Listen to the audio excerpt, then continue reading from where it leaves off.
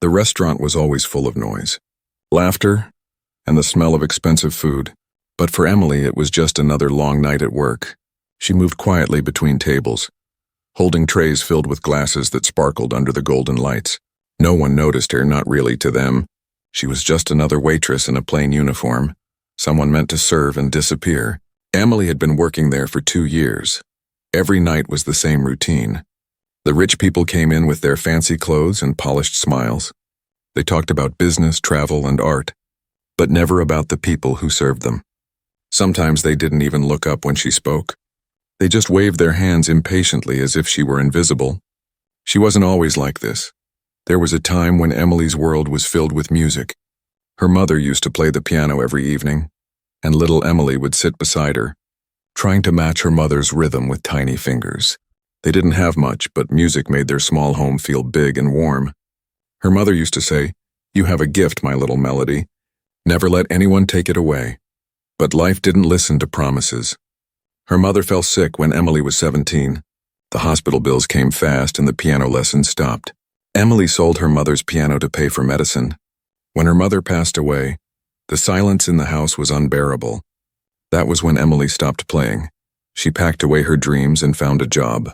Any job that could help her survive. The restaurant hired her as a part-time cleaner at first, but when they noticed how fast and polite she was, she became a waitress. It wasn't glamorous, but it paid the bills. Still, every time she passed the corner of the restaurant where the grand piano stood, something inside her ached. It reminded her of everything she lost, of the dreams she buried under long shifts and small tips. Her manager, Mr. Cole, was a strict man with no patience. He liked order, discipline, and silence. No small talk with the guests, he often said. Just smile, serve, and move. Emily followed every rule. She never complained, never asked for more. That's why she became the kind of person people forgot to notice. On weekends, the restaurant was busier, filled with wealthy families and businessmen showing off. Emily often worked double shifts. Her feet hurt, but she stayed calm. She had learned how to hide her tiredness behind a soft smile. Still, deep down, she sometimes wondered if anyone would ever really see her. One night, when she was serving a couple celebrating their anniversary, she accidentally dropped a spoon. It clattered loudly on the floor, and the woman at the table frowned. "Can't you be more careful?" she said sharply. Emily apologized quickly. Her cheeks burning, she picked up the spoon and walked away, her eyes stinging. That was her life now. Small mistakes turning into big humiliations. When she went home that night, she took the long way. Passing by a small music shop through the window, she saw a man tuning a piano.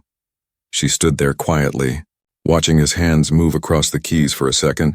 She could almost hear her mother's voice again. "Music will always wait for you," it used to say. Emily smiled sadly and walked on, telling herself she didn't have time for dreams anymore. The next day, she came to work early. The restaurant was calm before opening hours. She walked to the corner where the grand piano stood, dusted but untouched. Her fingers brushed lightly over the keys. The soft sound that came out was like a whisper from another life. She quickly pulled her hand back when she heard footsteps. It was Mr. Cole. "That's not for you," he said coldly. "Focus on your job." Emily nodded silently and went back to polishing glasses, pretending it didn't matter, but it did matter. Every night, she thought about that sound, that one note she had played. It made her remember who she used to be. She didn't know it yet, but her life was about to change. The same piano she wasn't allowed to touch would soon become the thing that revealed who she truly was. The people who ignored her would soon learn that the quiet waitress they overlooked carried a song powerful enough to stop time. For now, though, she stayed in the background, invisible, moving from table to table with a gentle smile, trying to keep the rhythm of her work steady, like a quiet melody only she could hear. She didn't realize that one day soon, the world would hear it too. The night of the gala arrived, and the restaurant looked nothing like its usual self. Bright lights shimmered from crystal chandeliers and gold ribbons lined every table. The air was filled with perfume, laughter, and the clinking of wine glasses. Emily had been working since early morning, polishing silverware, folding napkins, and making sure every inch of the dining hall was spotless. The event was special, a charity gala hosted by one of the city's richest families. Politicians, actors, and CEOs were expected to attend. For the restaurant staff, it was the biggest night of the year for Emily. It was just another reminder that she belonged to a world that didn't see her. She moved quickly, her white apron crisp and clean, her hair tied neatly, but no one looked twice at her. Mr. Cole, her manager, barked orders from across the room. "Emily, move faster. Emily, the glasses are uneven. Emily, don't just stand there." He was more nervous than usual, trying to impress the owners who stood at the back. Watching everything, Emily didn't argue or complain. She had learned long ago that the best way to survive was to stay quiet. By 7 o'clock, the guests began to arrive. Expensive cars lined up outside, and the sound of laughter spilled through the entrance. Emily greeted each table with polite smiles, offering champagne and appetizers. Her tray was heavy, but her movements were graceful. Years of practice had made her balance look effortless. One of the guests brushed past her without even glancing down. Almost knocking the tray from her hand, she steadied it just in time, whispering, "It's okay," more to herself than anyone else. In the center of the hall stood a shining black grand piano. It was polished until it reflected the lights above like water. Emily couldn't help but glance at it every few minutes. It was the same model her mother used to dream of owning. Just looking at it made her heart twist. Her fingers itched to touch the keys even just once. The scheduled performer for the night was Liam West, a young pianist known more for his ego than his talent. He was late as usual, and everyone whispered about his grand entrance. "He loves to make them wait," one of the servers muttered. Emily just smiled faintly and continued serving. She didn't like gossip, but she couldn't deny she was curious to hear him play. By the time Liam finally walked in, the crowd clapped politely. He wore a silver suit and sunglasses, even though it was night. "Apologies." "Everyone," he said loudly, grinning. "You know how traffic is when you're famous." The guests laughed, but it wasn't genuine. Emily, standing near the back, just shook her head slightly. She didn't understand people who thought arrogance was charm. Liam sat at the piano, stretched his fingers dramatically, and began to play. The music was fast, showy but empty. It had no soul. The audience smiled and nodded, pretending to be impressed, but Emily felt nothing. She'd grown up around music that made you feel something. This was just noise with expensive perfume. Halfway through his performance, Emily was walking past the stage carrying a tray when one of the guests bumped her arm. A glass slipped and splashed near the piano. Liam stopped playing immediately, glaring at her. "Are you serious?" he snapped. The crowd turned to look. Emily's face went red. "I'm so sorry," she said quietly, kneeling to wipe it up. Liam smirked. "Maybe you should stick to serving drinks, sweetheart. Leave the music to people who actually belong here." The guests laughed. Soft, polite laughter, but enough to make Emily's chest tighten. She finished cleaning the spill and hurried back to the kitchen. Trying not to cry, Mr. Cole scolded her sharply. "Do you realize who you embarrassed?" he hissed. Emily nodded, apologizing again. "It won't happen again," she whispered, back in the kitchen.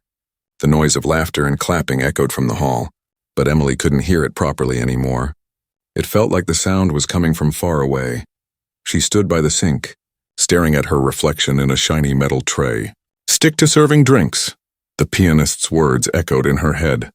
She bit her lip, her hands trembling slightly. When the performance ended, Liam strutted off stage, soaking up the applause. But Emily didn't look. She was busy stacking plates, her heart heavy. Yet as she worked, she couldn't stop thinking about the piano, about how differently it would sound if someone played from the heart, not the ego. Later that night, when the guests moved to the dining tables, Emily returned to the hall to refill glasses. The piano stood quiet now, gleaming under the lights. She paused for just a moment, her eyes soft with longing. The same piano that had just embarrassed her now seemed to call to her. Silently, like an old friend, no one noticed her gaze. No one ever did, but deep down something had started to shift. The humiliation that had burned inside her was turning into something else. A quiet fire. She didn't know it yet, but that very same night, the empty stage would soon become hers, and the people who laughed would be left speechless by the music they never expected to hear. The sound of laughter still echoed in Emily's mind long after the gala ended, but it wasn't the happy kind of laughter. It was the cruel kind that burned into your memory.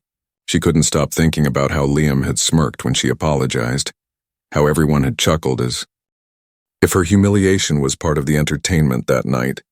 While wiping down tables after the guests had gone, she felt smaller than ever. The restaurant was quiet now, The chandeliers were dimmed and the air smelled of spilled champagne and wilted flowers. Emily stacked plates and polished silver, her reflection staring back at her from the surface of a tray. Her eyes looked tired, older than her years. She sighed. Trying to push away the sting of embarrassment, Mr. Cole came out from the back office. Still frowning. "Next time, be more careful," he said coldly. "Important people don't like chaos." Emily nodded without looking up. "Yes, sir," she replied softly. He didn't notice the pain in her voice. To him, she was just another name on the schedule. Replaceable, forgettable. When she finally finished her shift, it was close to midnight. She changed out of her uniform, slipping into her old sweater. The city streets were quiet and wet from a light drizzle. She walked home slowly, her shoes making soft splashes on the pavement. Her tiny apartment was only a few blocks away. A small room with peeling wallpaper, a flickering lamp and a second-hand keyboard tucked in the corner under a cloth. She stood in front of it for a long time. Her fingers itched to play, but she hesitated. It had been years since she'd touched it properly. When she finally sat down and lifted the cover, dust floated into the air like tiny ghosts. She pressed one key, then another. The sound was thin, slightly off but familiar. A faint smile appeared on her face. She began to play her mother's old melody, the one she hadn't dared to play since the funeral. As the notes filled the small apartment, her shoulders relaxed.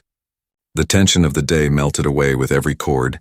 She closed her eyes, letting her emotions flow through her hands. In that moment, the laughter, the insults, and the loneliness disappeared. There was only music and peace. The next morning, she returned to the restaurant like nothing had happened. The gala had been a success, according to the owners. The guests had donated thousands to the charity, and no one mentioned the incident with the spilled glass. For everyone else, it was forgotten. For Emily, it was carved into her memory, but something inside her had shifted. Every time she walked past the grand piano, she didn't look away anymore. She looked straight at it with a quiet determination. It wasn't just an instrument now, and it was a challenge. It was a reminder of who she used to be. A week later, another big event was scheduled. The restaurant buzzed with preparation again. Mr. Cole was nervous as usual, checking every detail twice. "We can't afford another mistake," he told the staff. His eyes lingered on Emily for a moment, and she quickly nodded. "Yes, sir." As the guests arrived that evening, Emily moved through the crowd, serving quietly, but she kept glancing at the stage. The piano sat there again, untouched, beautiful. She overheard someone saying the regular pianist was missing, caught in another argument about his fees. The words made her heart skip. Later, during the dinner service, Liam finally showed up late again, shouting at the event planner. "If you want a professional, pay me like one," he said loudly. Emily was nearby and she caught his glare. He recognized her, the waitress from last time. "Oh, it's you again," he sneered. "Try not to ruin my performance tonight." Emily didn't answer. She just walked away, her heart pounding.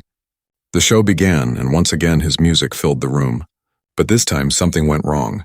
The microphone near the piano started crackling. Then the sound system glitched. Liam slammed the keys in frustration. "I can't play like this," he shouted and stormed off the stage. The audience gasped, unsure what to do. The host tried to calm the crowd, but people were already whispering. The event was falling apart and tension filled the room. Mr. Cole's face turned pale. He looked around desperately. "Does anyone here know how to play?" he asked. His voice echoed across the hall. No one responded. Emily froze. Her heart raced as her eyes drifted toward the piano. Her hands trembled. She wanted to step forward to say, "I can." But fear held her back. What if she made a mistake? What if they laughed again? But then she remembered the sound of her mother's voice. "Never let anyone take your gift away." She took a deep breath, set down her tray and whispered, "I can play." Heads turned toward her. Some guests laughed softly, thinking it was a joke. The waitress? Someone muttered, "She can't be serious." But Emily didn't look away. She walked slowly to the stage, her heart pounding with every step. The crowd watched in confusion and amusement, not knowing that the girl they ignored was about to silence them all with a single note. Emily stood frozen beside the piano, her palms sweating and her heart thundering in her chest. The laughter around her faded into a blur, a low murmur of disbelief and curiosity. She could feel every eye in the room staring at her uniform, not her face. They weren't expecting music, they were expecting her to fail. Mr. Cole rushed forward, his face pale. "Emily, what are you doing?" He whispered harshly. "This isn't your place." But the host, desperate to save the night, interrupted. "If she says she can play, let her try." The guests chuckled, thinking it would be amusing to watch. Some leaned back in their chairs, whispering bets under their breath. Emily looked at the keys, her fingers trembled slightly, but the piano felt like an old friend she hadn't seen in years. She took a deep breath and sat down. For a moment, she just stared at the ivory surface, her reflection shimmering in the polished wood, her mind filled with memories. Her mother's hands guiding hers, the soft hum of lullabies in their small apartment, the warmth of a home now gone. When she pressed the first key, it was gentle, uncertain. The note hung in the air like a question. The crowd grew quieter. She pressed another key, then another. Slowly, the melody began to form. At first, her touch was cautious, as if she was afraid the sound would break. But then something changed. The rhythm took over her hands, each note found its place. Weaving into the next, her body relaxed, her back straightened, and her fingers danced across the keys with growing confidence. The music wasn't a song from a book. It was something of her own, something that came from years of silence and pain. It carried her heart in every note. People who had been whispering moments ago stopped mid-sentence. Their wine glasses hovered in mid-air. The laughter that had filled the room earlier was gone, replaced by a stillness so deep that even the soft sound of the piano seemed to echo endlessly. Emily didn't look at them. She didn't need to. Her eyes were closed. Her world had shrunk down to the space between her fingertips and the keys. She wasn't a waitress anymore, not in that moment. She was the girl who used to play for her mother. She was the musician she'd always wanted to be. As the song grew stronger, her emotions spilled out. The pain of losing her mother, the humiliation of being ignored, the exhaustion of long nights spent serving strangers, all of it turned into sound. Her music wasn't perfect, but it was real, it was raw, and it reached people in a way polished performances never could. Tears welled up in the eyes of some guests. One woman put her hand over her mouth, whispering, "My God, she's amazing." The man beside her nodded silently. Even Mr. Cole stood frozen near the wall, his expression unreadable. When Emily hit the final note, she held it just long enough to let it fade into silence. For a moment, the world stood still. She could hear her own breathing, the faint hum of the lights, and the quiet in the room so deep that it felt sacred. Then the first clap came, slow but strong, followed by another and another. In seconds, the entire hall erupted into applause. The guests stood cheering, shouting "Encore" and "Bravo." The same people who had laughed at her an hour ago were now on their feet, faces full of awe and disbelief. Emily blinked in shock. She hadn't expected applause. She hadn't expected anything. She stood slowly, her hands shaking, and smiled in a small, trembling smile that lit up her tired face. Her eyes glistened with tears. Mr. Cole approached her, speechless. For the first time since she started working there, he didn't have an order or a complaint. He just whispered, "Emily, I didn't know." She looked at him and said softly, "Neither did they." Then turned back toward the piano, gently touching it one last time. Cameras flashed, phones recorded. People shouted her name. Some even came forward to thank her personally. Emily stepped off the stage quietly, slipping away from the attention. She didn't do it for them. She did it for the music, for the memory of her mother in the kitchen, away from the noise. She leaned against the counter and let out a shaky laugh. Her heart was still pounding, but now it was with joy. For the first time in years, she felt seen, not as a waitress, not as a servant, but as herself. Out in the hall, people were still talking about her performance. A video of her playing had already been uploaded by one of the guests. Within hours, it would spread across social media. But Emily didn't know that yet. She just closed her eyes, whispering to herself, "You did it, Mom. You did it." That night, the piano that had stood silent for months had finally sung again, and the girl everyone ignored had reminded an entire room what true music felt like. The video spread faster than anyone expected. By morning, it was everywhere. People who had never stepped foot in the restaurant were sharing it online with captions like, "Waitress shocks gala with emotional piano performance," and "When talent hides behind an apron." Emily didn't even know it had gone viral. She was walking to work with her hair tied back, her worn shoes splashing through puddles, the same routine she'd lived for years. When she entered the restaurant, the place was buzzing. The staff were whispering, some with excitement, some with disbelief. Is that her? One waiter asked quietly, glancing at her. The girl from the video? Another replied, Yeah, that's her. I saw it last night. Millions of views already, mister. Cole came out of his office, holding his phone. His usual cold expression had melted into something strange, a mix of pride and shock. Emily, he called. She froze, half expecting a scolding. Come here. He turned his screen toward her. On it, she saw herself sitting at the piano, her fingers trembling, her face calm but glowing in the golden light. The comments were flooding in. This made me cry. True passion still exists. I want her album already. Her breath caught. How did this happen? She whispered. Someone filmed it, mister, Cole said, still stunned. By the time I woke up, the video was on every platform. He looked at her, eyes softer than she'd ever seen. You've become famous overnight. Emily, she didn't know what to say, famous. It felt unreal. She wasn't ready for cameras, interviews, or praise. She was just a waitress who played a song for her mother. But life had other plans. Within hours, journalists started calling the restaurant. Music bloggers wanted interviews. Local news channels wanted her story. We want the waitress pianist. They said the owners of the restaurant, who once ignored her, suddenly became her biggest fans. They told reporters. We always knew she was special. They even asked her to play again that evening. Hoping to attract more guests, Emily smiled politely but didn't agree right away. Her music was personal, sacred. She didn't want to turn it into a performance for profit. During her lunch break, she went outside to clear her head. Sitting on the bench near the back alley, she scrolled through her phone, reading the comments. Some were kind, some cruel, but most were full of love. One message stood out, a name she hadn't seen in years. Mrs. Jensen, her mother's old piano teacher. The message read, Emily, I recognized your hands the moment I saw the video. You've grown into the musician your mother always believed you'd be. I'm proud of you. Tears welled in Emily's eyes.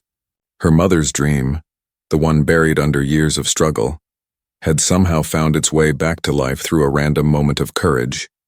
That afternoon, a black car stopped outside the restaurant. A man in a suit stepped out. He introduced himself as David Grant, a representative from a local music foundation. Miss Emily, he said warmly, your performance last night touched thousands. We'd like to sponsor your music education. Emily blinked in disbelief. My education? He nodded. Full scholarship to the Conservatory of Arts. Piano department, you belong there? Not here. She didn't answer immediately. Her heart was racing. The idea of sitting at a piano every day, learning, growing, performing felt like a dream too fragile to touch. I'll think about it, she said softly. David smiled. Of course, take your time. But remember, talent like yours doesn't wait forever. When she went back inside, the restaurant was still busy. Everyone wanted a picture with her. Customers congratulated her. Mr. Cole even gave her the rest of the day off. Go rest, you've earned it, he said, trying to sound kind. She thanked him and walked home slowly, letting everything sink in. At home, she sat by her small keyboard again, running her fingers across the keys. Her phone kept buzzing with notifications, but she ignored them. Instead, she played quietly, letting the notes flow naturally. This wasn't for the cameras, it wasn't for fame. It was for her mother and for herself. Later that night, she opened her laptop and clicked on the viral video again. She watched herself play, really watched, the calmness in her face, the fire in her eyes, the emotion in her hands for the first time. She didn't see the tired waitress or the scared girl who spilled a drink. She saw an artist. She smiled, whispering, You did it, Mom. Her voice cracked softly. They finally heard our song. Outside, the city light shimmered through her window, and the hum of life below felt like the rhythm of her music. For the first time in years, Emily didn't feel invisible anymore. The world had finally seen her, and she wasn't going to hide again. Tomorrow, she would return to the piano, not as a server, but as a musician ready to chase the dream she thought she'd lost forever. The next few days felt like a dream Emily couldn't wake up from. The girl who used to serve drinks quietly was now on television screens and magazine covers. Her name was trending online, the waitress pianist, the girl who silenced the rich. Every time she walked past a cafe or shop, Someone was talking about her, yet deep inside, she still felt like the same girl who walked home under flickering streetlights with sore feet and a tired smile. The restaurant that once ignored her had turned into a tourist attraction. Customers came not for the food but to ask, "Is this where she played?" Some even requested to sit near the piano. Mr. Cole, who once scolded her for breathing too loudly, now smiled every time he saw her. "Emily, our shining star," he'd say, pretending he had always believed in her. But Emily didn't let it get to her head. Fame was strange. It gave attention but not peace. She still woke early, took the same bus, wore the same shoes. The only thing different was the weight in her heart. She felt something powerful inside her now, confidence, purpose. That week, she received an invitation from the National Conservatory of Arts, the most prestigious music academy in the city. They wanted her to perform at their upcoming concert, not as a student, but as a guest. Her hands trembled when she read the letter. "They want me to play there," she whispered. Staring at the paper as if it might disappear, she accepted the invitation. But as the day of the concert grew closer, doubt began to creep in. What if the first performance was just luck? What if she couldn't do it again? Every night she sat at her small keyboard, practicing until her fingers ached. The sound wasn't perfect, but it was enough to keep her heart steady. On the morning of the event, she arrived at the grand concert hall early. The place was huge, with velvet seats, crystal lights, and a stage that felt like another world. She stood there quietly, remembering the small, dim restaurant where everything began. "Mom," she whispered, "if you can see me now." When the rehearsals began, professional musicians surrounded her, people who had trained for years. Some looked at her with curiosity, others with envy. One pianist leaned over and said with a polite smile, "So you're the viral girl, right? Let's see if you can play under real pressure." Emily just smiled. "I'll try my best," she said softly as the evening arrived. The hall filled with hundreds of people, music teachers, critics, students, and even a few familiar faces from the restaurant. Mr. Cole sat near the back, nervous but proud. The lights dimmed, and one by one, musicians took their turns on stage. Each performance was flawless, technical, polished, but something felt missing. Then the announcer called her name. "Please welcome Emily Rivers, the pianist who touched the hearts of millions." The audience clapped politely at first, curious, waiting to see if she deserved the praise she'd received. Emily walked onto the stage, her heart pounding like a drum. She sat at the piano and took a deep breath. The keys gleamed under the soft light. She thought about her mother, about the nights they spent playing lullabies, about the humiliation she'd endured, and the kindness she'd found in music. She wasn't just playing to impress. She was playing to speak. Her fingers touched the keys, and the first notes rang out, soft but full of emotion. The melody grew, slow and haunting. It told her story of loss, survival, courage, and love. The audience leaned forward, drawn in by the honesty of her sound. Every chord felt alive. Every note carried a heartbeat.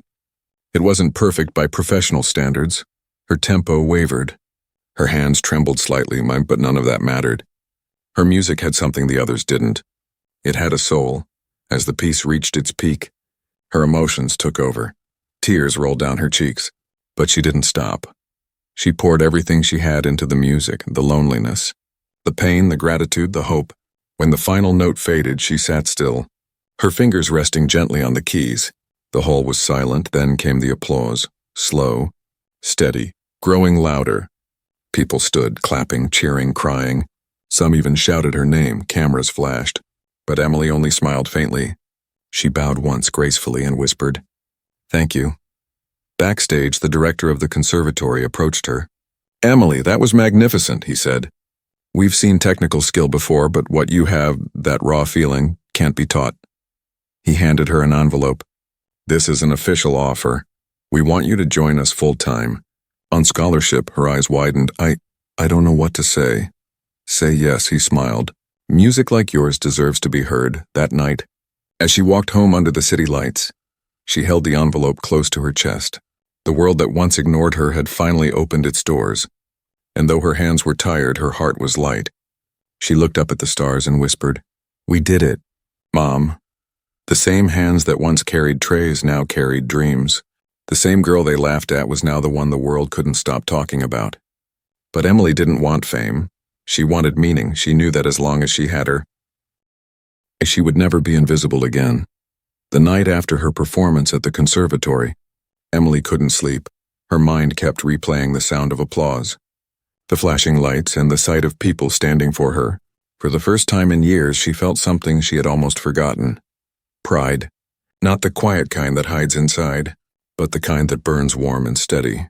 The next morning, she woke up to find hundreds of messages on her phone, invitations to interviews, sponsorships, collaborations, and even a message from a famous pianist who wanted to meet her. "Your performance was pure emotion," he wrote. "You reminded us that music isn't about perfection, it's about truth." Emily smiled at the message, but she still felt strange about it all. Fame was new to her, and she wasn't sure how to carry it. She didn't want to become someone who forgot where she came from. She wanted to keep her heart grounded, just like her mother taught her. When she returned to the restaurant to collect her things, the atmosphere was completely different. The same people who once ignored her now looked at her with admiration. Some even clapped as she walked in. "Emily, we saw you on TV." One of the cooks said, "You were amazing." Mr. Cole approached her with an awkward smile. "You've made us proud, Emily," he said. "You put this place on the map. You'll always have a home here." She smiled softly. "Thank you, but I think it's time I move forward." He nodded, understanding, though his eyes were a little sad. Before she left, she walked up to the grand piano one last time, running her hand gently across its keys. That instrument had changed her life, not because of the fame it brought, but because it gave her courage to face herself again. She whispered quietly, "Thank you," and turned away. Leaving her old life behind, weeks passed, and Emily began her new journey at the conservatory. At first, she felt out of place, surrounded by students who spoke in musical terms she barely understood. They had trained for years while she had learned from the rhythm of survival. But what she lacked in theory, she made up for in heart every time she played. Her professors would fall silent, moved by the raw emotion in her notes. Her story spread further. International music channels covered her journey from Waitress to rising star. People from around the world wrote to her, sharing their own dreams and struggles. "You made me believe it's never too late," one message read. Another said, "I was invisible too, but your story reminded me that we all have something beautiful inside." Emily read each message carefully, smiling. Her success wasn't just hers anymore. It belonged to everyone who had ever been overlooked, forgotten, or underestimated. Months later, she was invited to perform at a global music festival in Paris, the same city her mother once dreamed of visiting. As she stood backstage before her turn, she felt nervous again. Her hands shook, but this time, it wasn't fear, and it was gratitude when her name was announced. She stepped onto the grand stage, the lights shining down like stars. Thousands of people waited silently. She took a deep breath and began to play. This time, her piece was different. It was new, written by her own hand, a song she called the Waitress's Waltz. It began softly, like footsteps on a restaurant floor, then grew stronger, brighter, full of color. Each note told a part of her story, the humiliation, the heartbreak, the rediscovery of her soul. And when she reached the final section, the melody turned gentle and hopeful, like a promise. By the time she finished, the crowd was silent again, then burst into thunderous applause. Cameras flashed, people cheered, but Emily just sat there smiling through tears. She looked up, imagining her mother in the front row, clapping louder than anyone, whispering, "That's my girl." After the show, she was surrounded by reporters and fans, but she stayed humble. "I'm just grateful people listened," she said.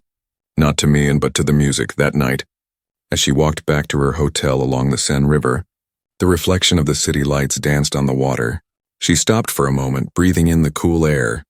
Her life had changed completely, but in her heart, she was still the same girl who once played lullabies in a small apartment with peeling wallpaper. The only difference now was that the world was listening. She whispered softly, "Mom, they finally heard us," and smiled at the stars, knowing that somewhere, somehow, her mother was listening too. The waitress everyone ignored had become the musician the world adored. But to Emily, it wasn't about fame or applause. It was about finding her voice again, and making sure it was never silenced, not by fear, not by laughter, and not by anyone who thought she didn't belong. Her story wasn't just about music anymore, it was about courage, love, and the quiet power of being seen at last. Months passed after Emily's Paris performance. Yet the echoes of that night still followed her everywhere she went. Her name had become a symbol, not of fame but of hope. People saw her story as proof that the invisible could rise, that beauty could come from struggle, and that quiet voices could change the world when they finally spoke.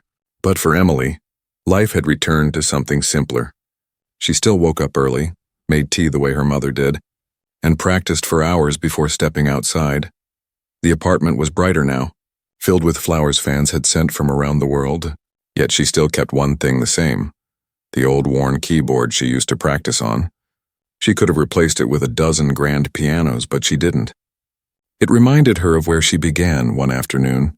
Emily received a letter from her hometown, the same small community where her mother used to teach piano. Inside was a handwritten note from the local music school.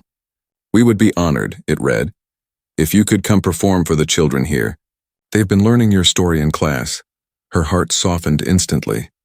Fame had taken her to glittering cities, but this invitation, this humble request from home, meant more than all the awards she'd received.